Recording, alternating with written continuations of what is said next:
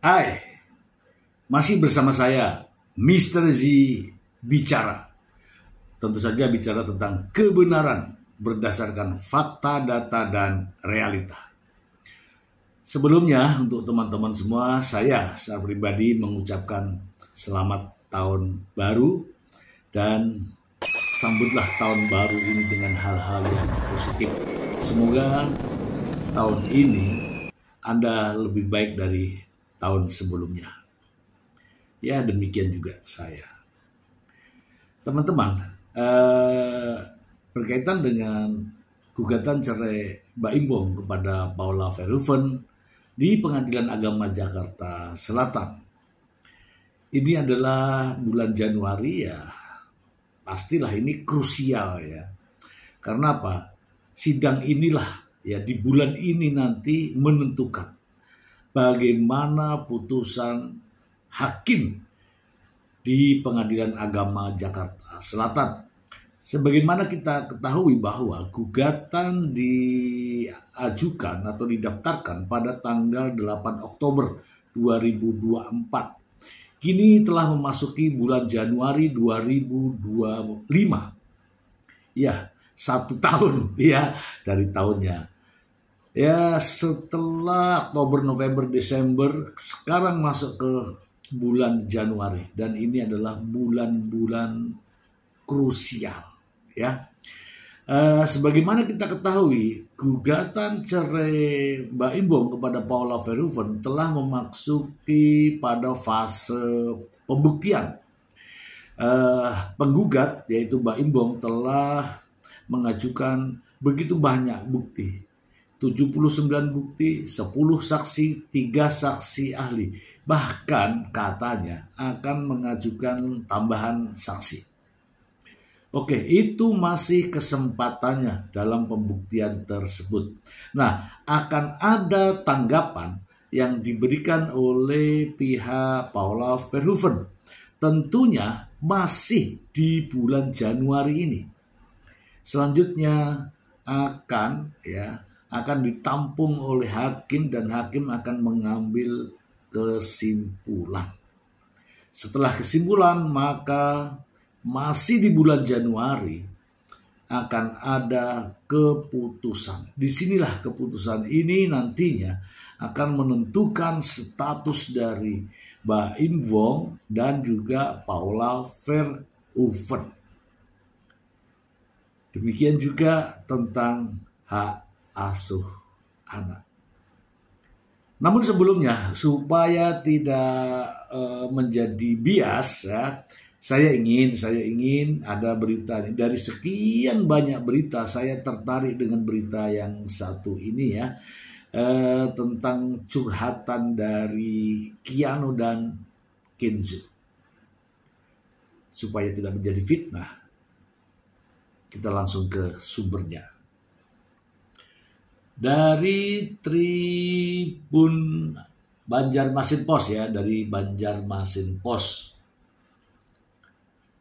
Judulnya ini, isi curhatan Keanu ke ART soal perlakuan Mbak Imbong dan Paula Verhoeven bocor, sama mama nggak boleh. Kita bacakan saja ya. Proses perceraian masih berlangsung antara Mbak Imbong dan Paula Verhoeven. Di tengah proses itu, Paula Verhoeven dan Mbak Imbong kini berjuang untuk hak asuh anak. Masing-masing sering memperlihatkan momen manisnya bersama anak-anak. Terbaru, Paula Verhoeven memposting video lawas perbincangannya dengan Keanu Tegerbong, anak sulungnya. Dalam video di Instastory-nya itu, Paula membagikan momen Keanu sedang makan. Kemarin kakak curhat apa sama Mbak Irma, tanya Paula pada Keanu. Oh, Miss Intan, kata Keanu. Bukan Miss Intan, kakak curhatin mama kan ke Mbak Irma. Ngomong apa? Tanya Paula. Ternyata Keanu mengungkap curhatannya soal beda perlakuan ayah dan ibunya. Kalau sama mama kan gak boleh teriak-teriak, sama papa kan boleh, ujarnya. Boleh es krim gak? Pa, boleh, boleh. Coklat gak? Boleh, boleh. Makan gak? Boleh, boleh. Lihat kebakaran gak? Boleh, boleh. Jelas Keanu sambil tersenyum. Melihat ini, Paula penasaran apa curhatan Keanu selanjutnya pada Mbak Irma itu. Kalau sama mama, boleh apa enggak? Kata Paula. Lalu dengan tegas Keanu menjawab, enggak, ujar Keanu. Itu kalau mama itu begitu.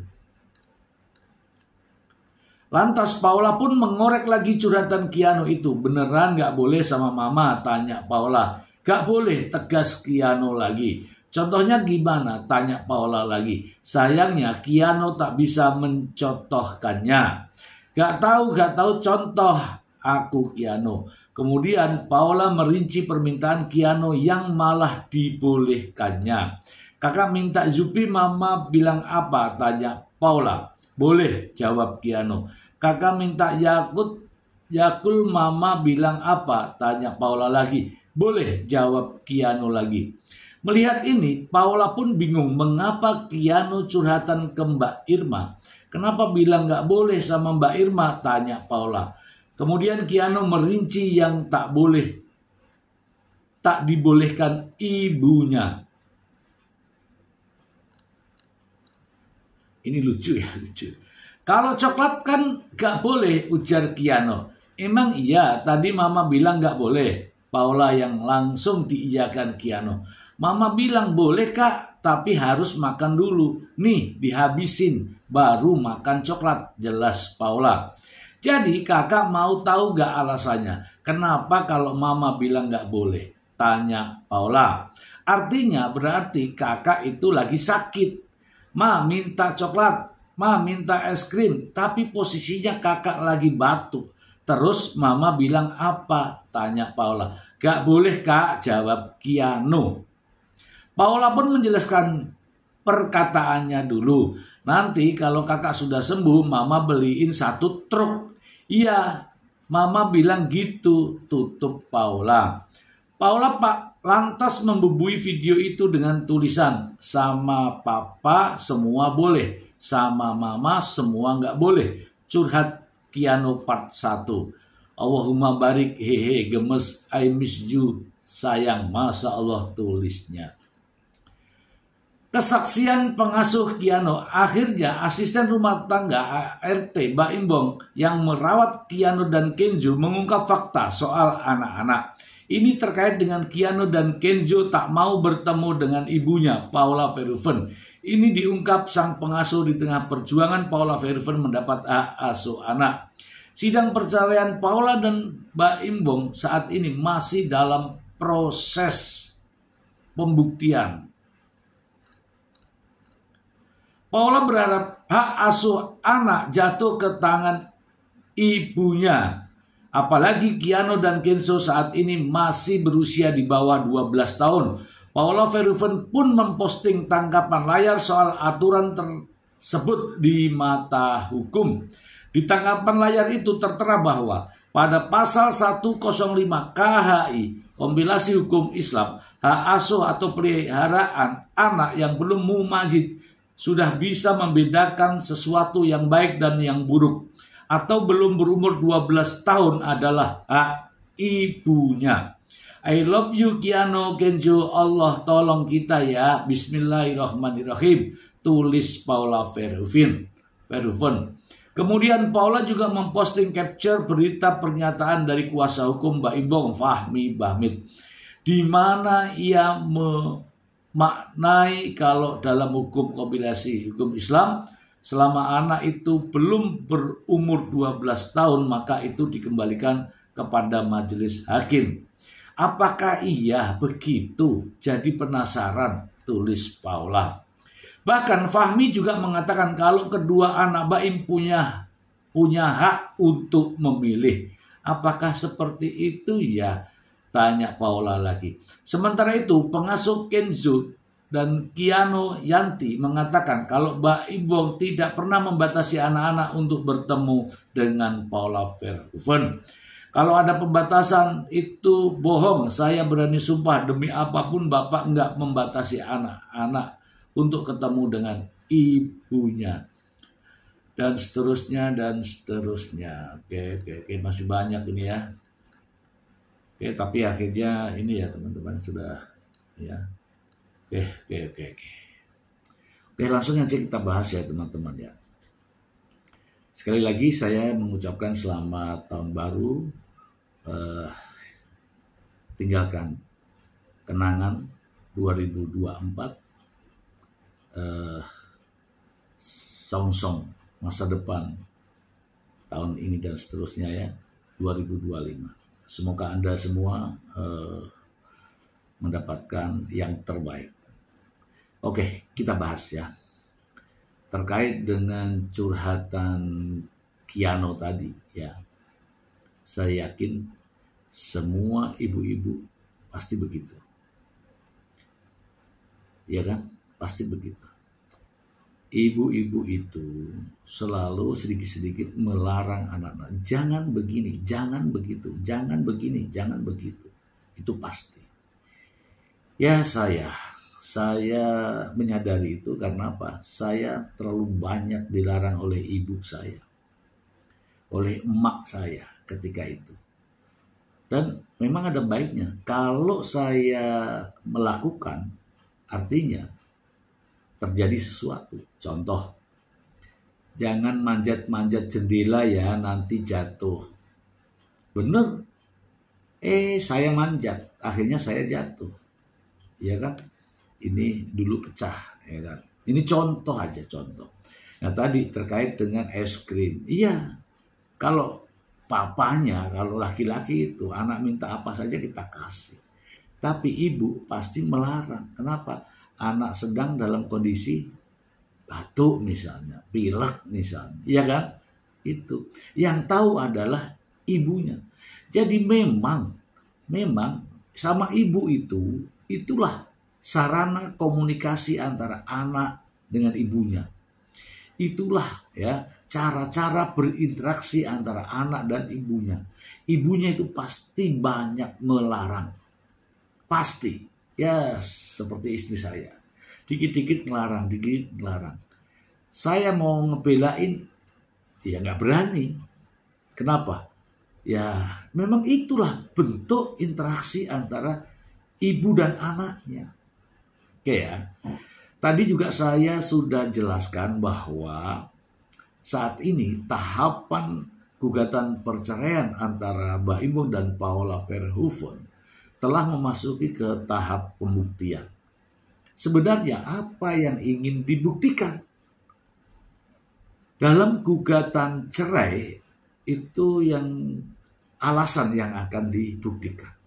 Mengapa sang suami menggugat cerai istrinya? Atau sebaliknya, kalau ada gugatan istri menggugat cerai suaminya. Apa yang melatar belakangi gugatan itu? Di persoalan Mbak Imbong menggugat cerai Paula Verhoeven, alasannya adalah adanya perselingkuhan.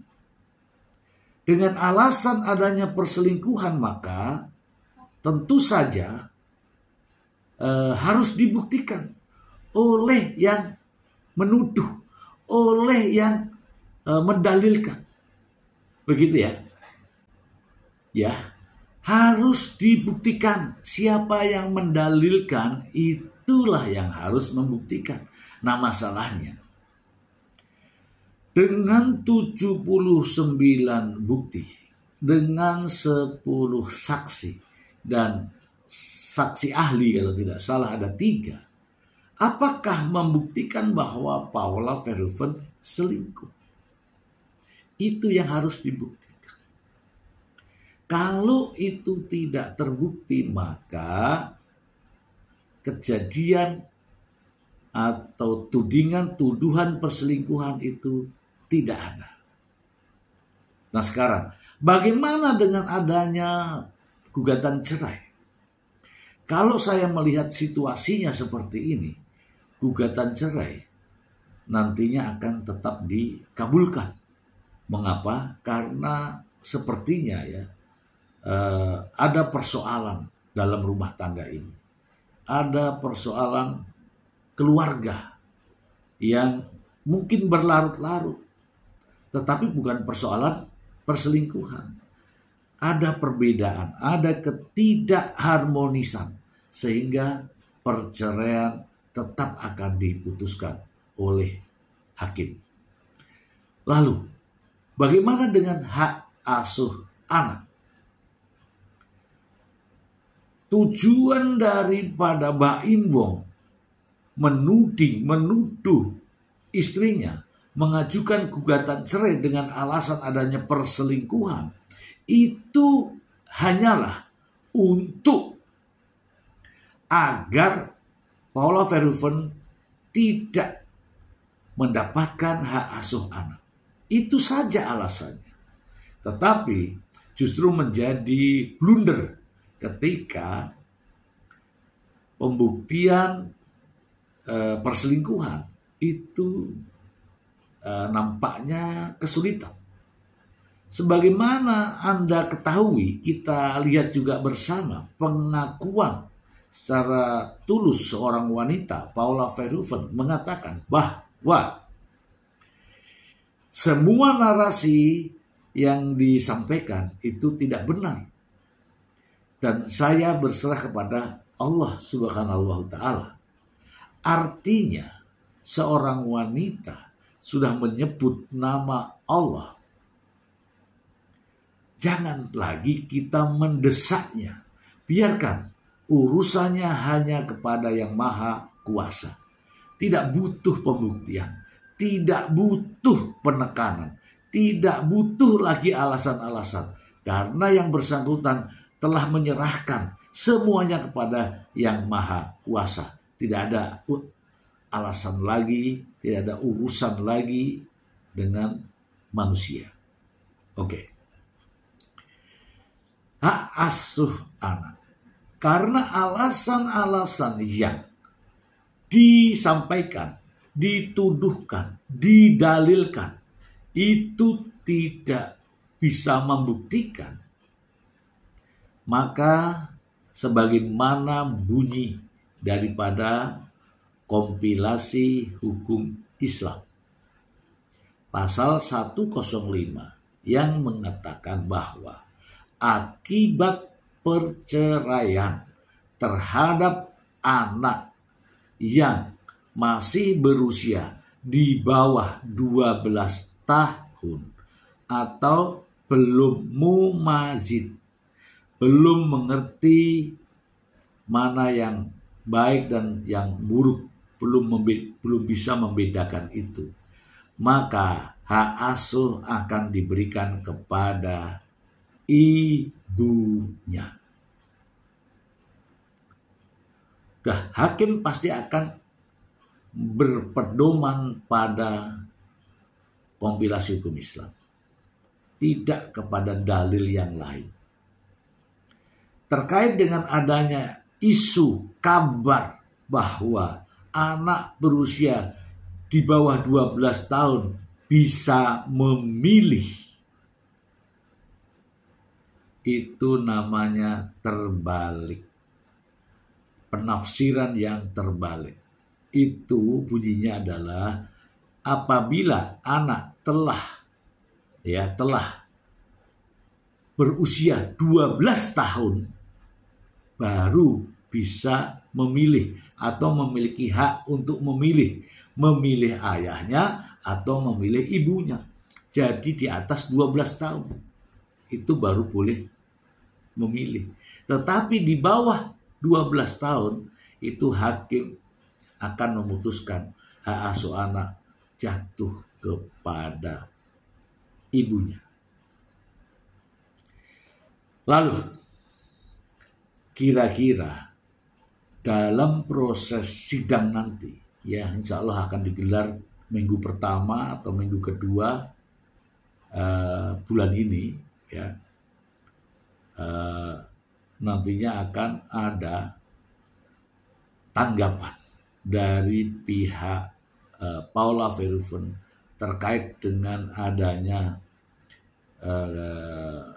kesaksian para saksi terhadap 79 bukti dan juga keterangan ahli. Awalnya saya berpikir ada ahli perselingkuhan, tetapi rupa-rupanya ketiga ahli ini adalah ahli psikologi anak, ya, seperti disampaikan oleh Mbak Imbong dan juga pengacaranya. Yang hadir adalah psikologi anak yang berbicara tentang anak. Ini ya awal dari tahun 2025 ini saya berharap ya hakim juga dengan cermat melihat seperti apa yang sebenarnya terjadi, karena adanya peristiwa ini tentu saja tidak bisa menuding Paula seorang diri, ya kan? Kalau menuding Paula seorang diri, masa ada berselingkuh sendirian, ya kan? Harus ada lawannya dong, ya kan? Ada lawannya. Nah sekarang kemana kira-kira lawannya? Yang katanya berinisial N, yaitu Niko Surya. Apakah dia sembunyi? Apakah dia disembunyikan? Apakah dia masih hidup atau sudah tiada? Kita tidak tahu, namun demi keadilan, demi kebenaran, kita patut pertanyakan. Itu saja teman-teman. Ini saya juga ingin bertanya pada kesempatan ini, apakah saya masih boleh untuk mengulas di tahun 2025 ini tentang persoalan-persoalan yang terjadi ya terkait dengan Mbak Imbong dan Paula Verhoeven, juga terkait dengan hak asuh anak dan harta gono kini. Silakan Anda tulis di kolom komentar, boleh saya mengulas atau berhenti saya mengulas, supaya menjadi acuan saya ke depannya. Semoga bermanfaat. Terima kasih.